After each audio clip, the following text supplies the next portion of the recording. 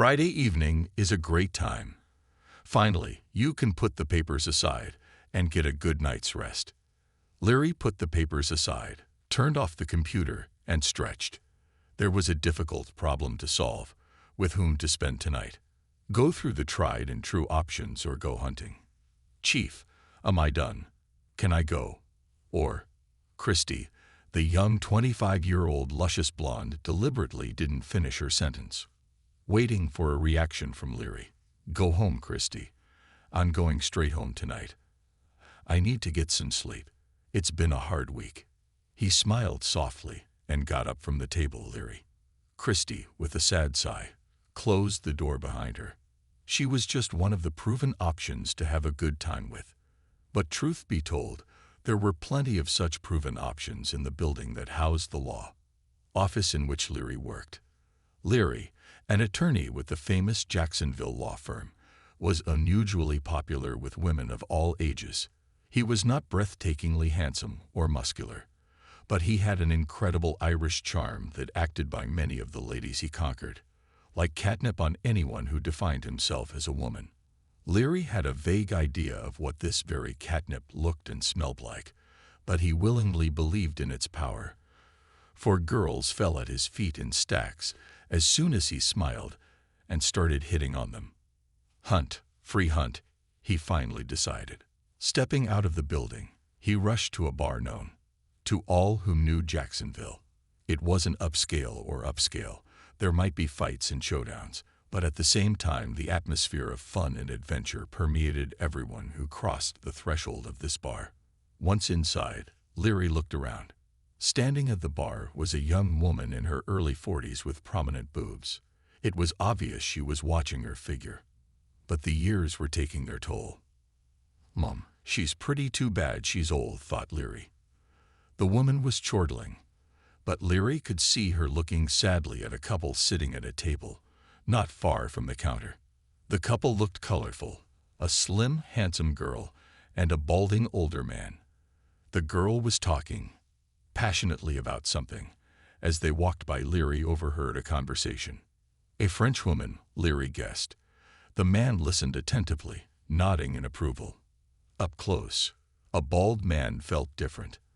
An aura of power and strength spread from this seemingly unassuming man. I'll see. Leary shuddered as he imagined a halo over the bald man's head and wings behind his shoulders. Some angel of death, he snorted, taking the seat behind a chair. And then he heard an explosion of laughter. There was a group of women with beers sitting in the far booth, discussing something merrily.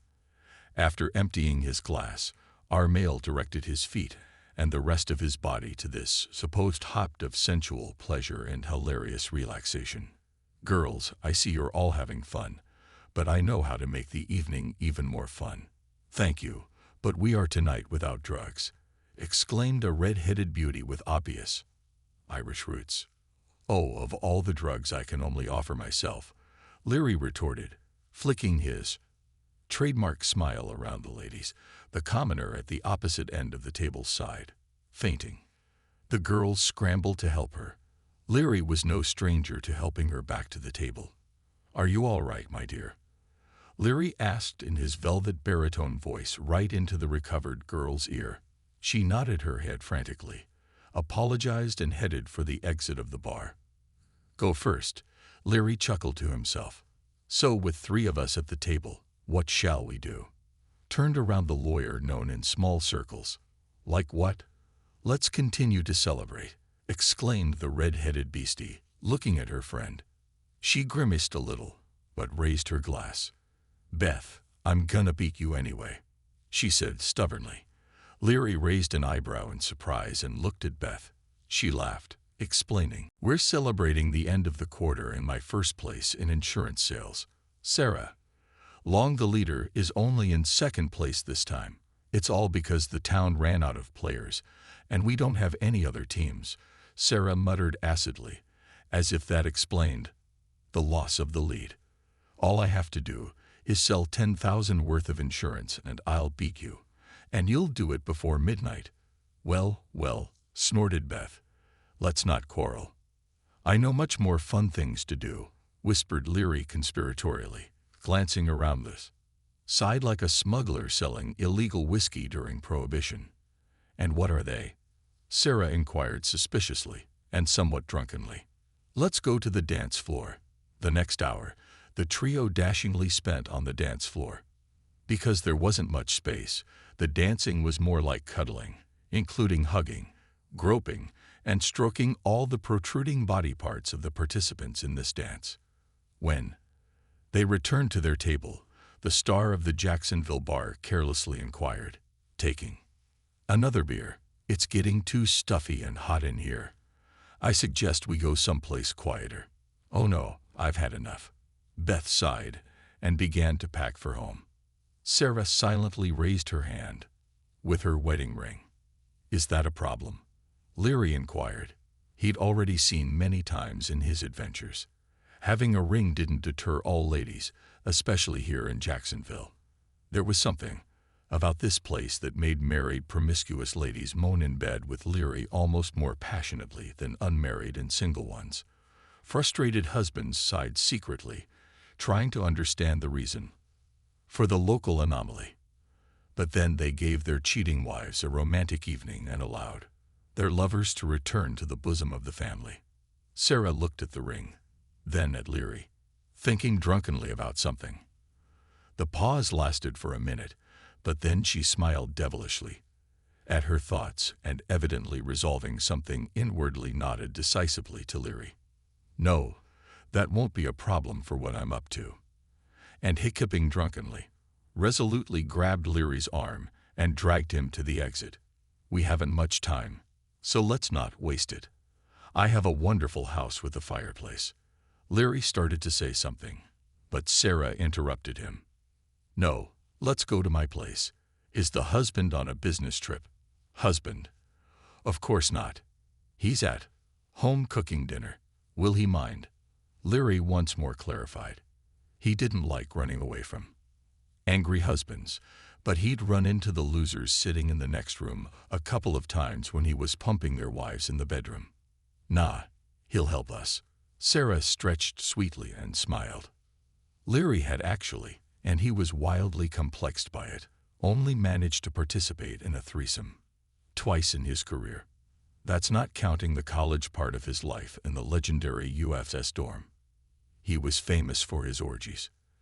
True, he never made it to one of the most legendary threesomes, but fortunately for him and unfortunately for those taking part, it didn't end very well. When they entered Sarah's house, her husband was actually cooking dinner, neat, but rather tall and muscular, taller and tougher than our sex lawyer.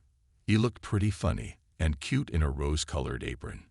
The picture was spoiled a bit by the big butcher knife he was deftly carving meat with. Darling, we're here, Sarah announced loudly, leaning slightly against Leary. Definitely the last few glasses were extra. The husband looked at his spouse in surprise. Us?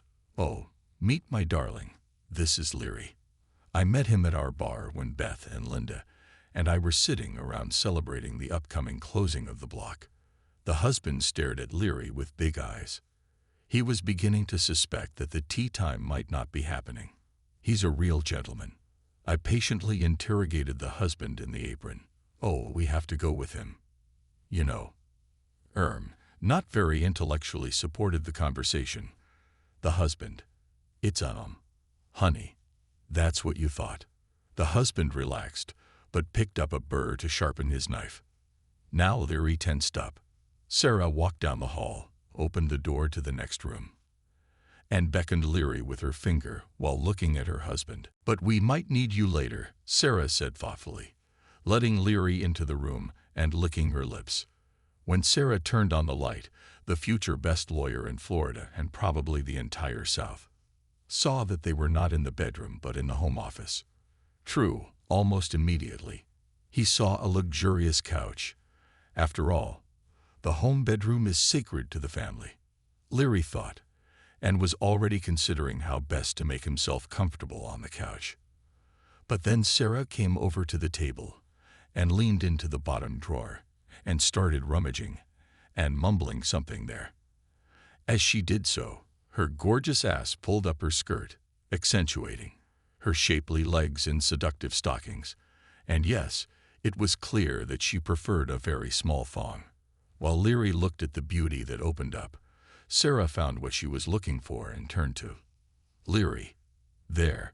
Sarah waved something victoriously, causing Leary to look away from mentally undressing her future partner. With difficulty taking his eyes off the gorgeous bust, he stared at the stack of papers Sarah was shaking. What's this? Like any decent lawyer, and you are a decent lawyer, aren't you? You need insurance. All sorts of things happen in court.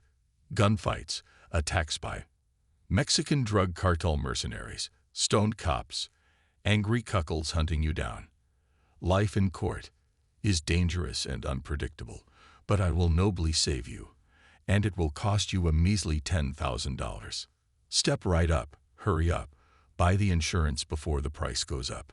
Sarah began to push hard, pushing her magnificent large breasts on him. And large breasts, dear reader, as we all know, were another citywide Jacksonville fetish. Ladies with large, beautiful breasts were inexplicably popular in this town, and were forgiven much for which girls with pimples in their bras were ready to be executed. Jacksonville ladies grumbled, not understanding the reason for this anomaly, but eventually sighed and made an appointment with a plastic surgeon. Husband sighed too, paying those bills. But look, let's talk about this later. The somewhat stunned, handsome lawyer tried to hug Sarah. Darling, gently cooed Sarah, you now have a great chance to become the owner of a very necessary thing, your health insurance, and you may need it soon. And for a measly $10,000. That's not why I came here, but that's exactly what I'm here for. Looked languidly at the best insurance salesman in Jacksonville, though not for this quarter. But Sarah expected to fix that pesky little detail in the next 10 minutes. I think I'm going to go. Abram, we have a problem. The door to the office opened, and Abram walked in with a knife and an apron. There were blood stains on the apron, and on Abram's face, the eagerness to solve any problems his wife might have. Leary swallowed frantically, looked around, and grabbed a statue from the table. It's made of papier-mâché, said the husband of the best insurance salesman phlegmatically, testing the knife for sharpness. Abram, can you imagine he doesn't understand his happiness? Sarah promptly slipped to her husband. It's obvious that this sale will make us all happier. Abram nodded his head, remembering how he too at first didn't understand his happiness when he decided to marry Sarah. But then he changed his mind. It was like yesterday, a quiet Ukrainian night in Jitomir, a haloft Sarah, her panties in her hands and her daddy's gun at her head. It won't hurt. Abram reproduced his father-in-law's phrase almost exactly. And mind you, at this point you won't have the insurance I offered you. Oh, how it would help. You now, Sarah exclaimed from behind her husband. I won't give it away so easily. Leary's Irish blood boiled. Abram kept repeating his father-in-law's sentences from that night, almost word for word. But you'll be locked up, Larry exclaimed in horror. The alligators haven't been fed for a long time, so no one will know. Abram was proud that this phrase was already his own. His father-in-law had never told him that because of the absence of these very alligators in Jitomir, Leary was in a panic. It was a robbery. But on the other hand, he valued his life at more than that, $10,000. So, after hesitating, he agreed. I agree to sign.